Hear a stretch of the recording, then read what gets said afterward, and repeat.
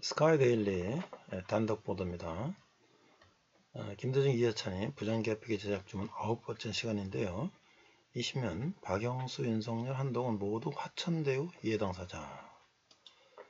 자, 20면에 박영수, 윤석열, 한동훈 모두 화천대유 이해당사자. 법무장관 오른 한동훈은 박근혜 정부 수사가 내 인생 화양연화다라는 소감을 밝혔고, 국정농단 정치수사로 보수우파 개멸시켜놓고 국힘 대표가 된 건 코미디지. 중앙선거위원장 출신 권순일 변호사 등록 않고 화천대유 고문을 지내. 또 소평에는 2008년 미국산 소고기 수입 반대 촛불 시위를 보도하는 과정에서 명예훼손 혐의로 고소당한 PD수첩 관계자들의 수사를 맡아 기소는 무리라는 입장을 밝혔다가 지부와 갈등을 겪고 검찰을 떠난 임수빈 변호사 역시 최동욱과 함께 손잡고 일하고 있다. 최동욱과 임수빈 변호사는 1995년 12.12 5.18 특별수사팀에서 근무하며 전두환 전 대통령을 기소한 인연이 있다. 2006년부터 2007년까지는 대검찰청에서 공안과장과 수사기획관을 함께 근무했다. 옵티머스 펀드 사태 때는 옵티머스 수사를 받던 이낙연 전 민주당 대표의 부실장이 갑작스럽게 사망했다. 이로 인해 옵티머스 수사는 확장되지 못하고 역시 어렵게 됐다. 중앙선거관리위원회는 2020년 4월 15일 이후 부정선거 소송에서 법무법인 대륙아주를 변호인으로 선임했다. 대륙아주는 2009년 2월 26일 박영수가 대표 변호사로 법무법인 대륙과 법무인 아주를 통합해 설립한 회사다. 현재는 박근혜 최순실 특검에서 함께 일한 이기철 특별검사부가 대표 변호사로 있다. SK 최태원 회장은 화천대유가 시작된 2015년경 SK CNC의 배임 횡령죄로 감옥에 있었다. 이때 SK 최태원 회장이 변호를 맡은 SK텔레콤 법률고문 남영천 사장이 법무법인 대륙아주로 이직한다. 그리고 최순실을 통해 사면 로비를 했다. 곽상도 의원은 별 경력이 없던 변호사였는데 최순실이 정권 초기 민정수석이라는 자리에 앉힌 사람이다. 최태원은 최순실이 아니면 자신을 사면해줄 사람이 없다고 생각해서 곽상도 의원을 통해 최순실에게 사면 로비를 했다. 이는 최순실이 최태원을 사면했다는 사실을 사면 발표 2일 전에 최순실의 측근인 고용태가 알고 있었다는 사실로 입증이 된다. 박영수는 화천대유에서 고문으로 있었다. 박영수 변호사는 대장동 사건의 핵심 실세로 남욱의 변호인이었고 남욱은 최태원 회장과 설립한 화천대유의 1호 고문 변호사가 됐다. 박영수는 2015년부터 화천대유 고문으로 2억 5천만 원을 받았다. 그런 박영수가 2017년 특검이 됐는데 박영수는 특검에서 SK가 미르재단 등에 준 93억 원이 이 사면 청탁의 대가였다는 증거가 있었다. 삼성 이정 회장에 적용된 뇌물죄의 법리에 의하면 최태원 회장도 뇌물죄가 된다. 그런데 박영수 특검은 최태원 회장은 빼주기로 공고를 한다. 결국 최태원 회장은 불교사가 된다. 그리고 박영수의 딸을 화천대유에 취업까지 시키고 아파트까지 제공한다. 화천대유는 키넨파이스라는 SK그룹 회사를 통해 화천대유에 351억 원을 빌려주면서 시작됐다. 키넨 화천대유의 천화동인 4호의 투자자는 법무법인 강남 소속인 남욱 변호사이다. 또 천화동인 6호의 투자자는 법무법인 강남 소속의 조현성 변호사이다. 조현성 변호사는 부산저축은행 사건의 핵심 브로커였고 윤석열이 담당 수사관이었고 조현성의 변호인이 박영수였다.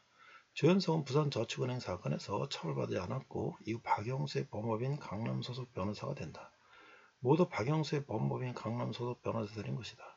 한동훈의 장인이 고문 변호사로 있는 것이 법무법인 강남이다. 추가로 참고하자면 천화동인 3호 이사는 김만배 씨 누나이다. 윤석열의 서울중앙지검에서 검찰총장에 지명됐을 때가 2019년 5월인데 2019년 4월쯤 윤석열의 아버지 윤기중의 자택을 김만배의 누나가 19억에 매입했다. 그렇게 박영수, 윤석열, 한동훈은 모두 화천대유의 이해관계자들인 것이다. 그걸 윤석열, 한동훈에게 수사라고 하니 수사가 될 리가 없다. 화천대유를 수사하면서 유한기 전 성남도시개발사업본부장, 김문기 성남도시개발공사 개발 1차장이 죽었고 이재명의 변호사비 대납 의혹 녹취록 제보자 이모씨, 법인카드 유용 의혹 조사 참고인 중소기업 대표, 이재명의 경기도지사실 비서실장 전모씨가 죽었다. 한동훈이 2003년 당시 최태원을 구속해 최태원과 사이가 나쁘다고 생각하면 오산이다. 최근 2022년 12월 6일 최태원 회장의 이혼 소송인 서울가정법원 가서합의 2부 김현정 부장판사는 남편 채태원 측 이혼 청구는 유책사유 제공의 사유로 기각하고 아내 노소영 측 반소 청구를 받아들여 두 사람은 이혼하고 원고, 반소 피고 채태원이 피고, 반소 원고 노소영에게 이자료 1억 원, 재산 분할 665억 원 및 지연이자를 지급하라고 판결했다. 이때 판결한 김현정 부장판사는 다음에 퇴직 후 법무부인 바른 소속 변호사가 됐다.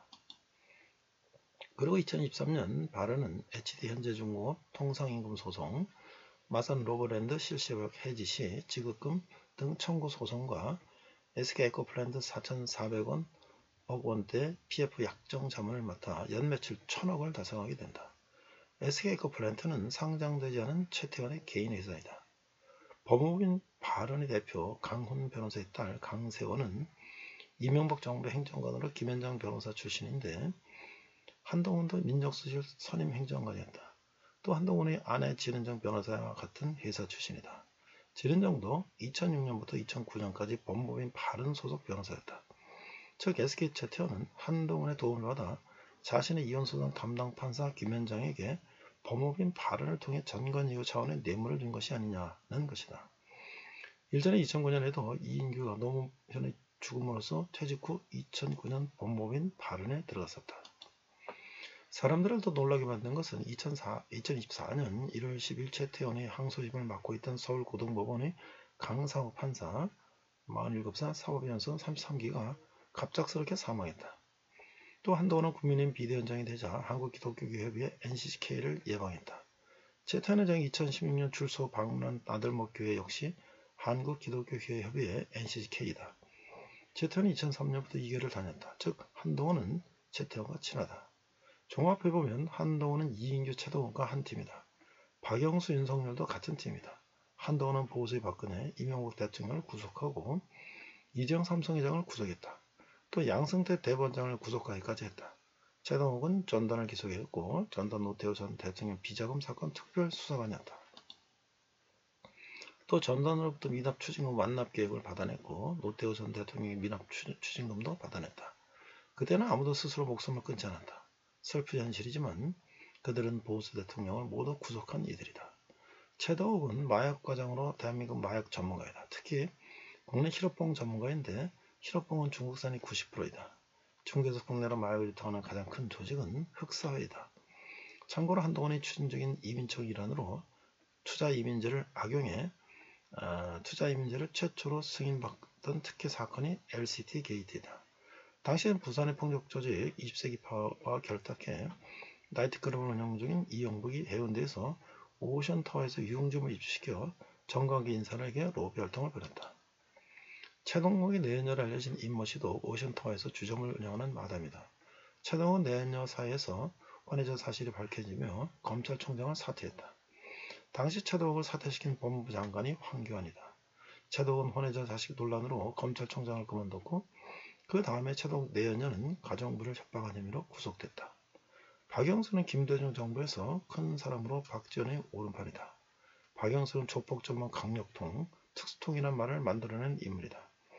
바다 이야기 사건도 보면 전남 영광파가 해피머니를 장악했고 상품권 발행 사업도 장악했다. 김태춘의 양아들 김재현은 이조지표의 감별기 회사를 인수했다. 전남 영광파는 김태춘의 서방파에서 갈라져 나온 조직이다. 그들을 키운 것은 노무현이고 풀어준 것이 최동욱, 박영수였다. 조폭을 잡던 사람들이 대한민국 대통령을 잡았다. 그들은 절대 보수가 아니다. 그들은 지난 20년 동안 보수를 죽이고 있었다. 그리고 현재 최동욱, 박영수 같은 이들 아래서 일하던 윤석열이 대한민국 대통령이고 한동훈은 그 다음 대선을 준비하고 있다.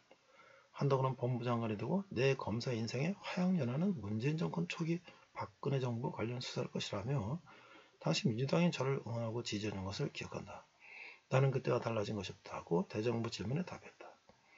국정농단 정치수사를 한국 보수파 진영을 괴멸하기 위해 무자백의 망나니 칼날을 휘두르던 그 시절을 화양연화라고 막말하는 사람이 국민의힘당의 대표로 등장한 것은 희대의 정치 코미디다. 그들은 자신들의 권력이 이권 카르텔을 지키기 위해 부정선거를 공모했다. 그들을 타도해야 선관위 수사만이 아니라 대한민국이 올바로 진행될 수 있을 것이다. 중앙선거관리에는 중앙선거관리위원회의 4.15 부정선거 재판부 담당 판사는 조지현 대법관은 대륙아주 변호사 출신이다. 박정화 대법관과 함께 문재인 정부 들어 첫 대법관으로 경남 양산을 선고 무효소송과 서울 영등포를 선고 무효소송에서 대법관을 맡아 진행하면서 가짜 투표지로 충분히 의심되는 수천 장의 투표지를 유효표로 처리했다. 당시 중앙선거관리위원장은 권순일 대법관인데 권순일은 변호사 등록 없이 하천대에 고문을 연하며 1억 5천만 원을 받았다. 그는 이재명 경기도지사의 공직선거법 위반 사건을 무죄 취지로 파기환송했다. 이승택 중앙선거위원장도 데려가주 소속 변호사이다. 문상부 중앙선거위원회 상임위원도 데려가주 고문이다. 이상택 중앙선거위원회 회원도 데려가주 소속 변호사이다. 민경욱 전 국회의원의 지역구인 인천 연수구 을 선거무효 소송에서 선관 입장을 대변한 윤상화 중앙선거위원회 대리인도 데려가주 소속 변호사다. 김석수 제10대 중앙선거위원회 부위원장은 김대중 정부 국무총리 출신으로 데려가주 고문이다. 과거 2012년 대구지검 서부지청장 출신 이영복은 2012년 중앙선거위원회 디도스 공격사건 특검에서 특검부를 맡았다. 그는 2016년 박근혜 최순실 특검의 박영수 특검의 특검부로 발탁됐고 2021년부터 대륙아주 소속 변호사로 활동한다. 또 함께 특검부를 맡은 윤상화 변호인은 대륙아주 소속 변호사가 된다. 그들은 선거법 강의라는 책을 함께 집필하기도 했다. 특히 이영복은 정치자금법 강의라는 책과 위탁선거법 강의라는 책을 출간하기도 했다. 이영복은 대륙아주에서 선거 전담 법률 조직을 발족하고 센터장으로 활동했다. 이영복은 2023년부터 현재까지 KT 법무실장 부사장으로 선임되었다. 국민의힘에도 대륙아주 출신이 많다.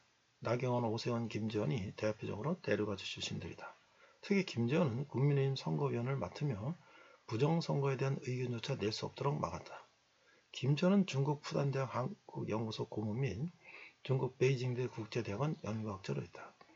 또 2013년 국정원 대선 개입 사건 국정조사 특별위원회 위원 및 간사로 있으면서 당시 윤석열 특검과 인연이 있다.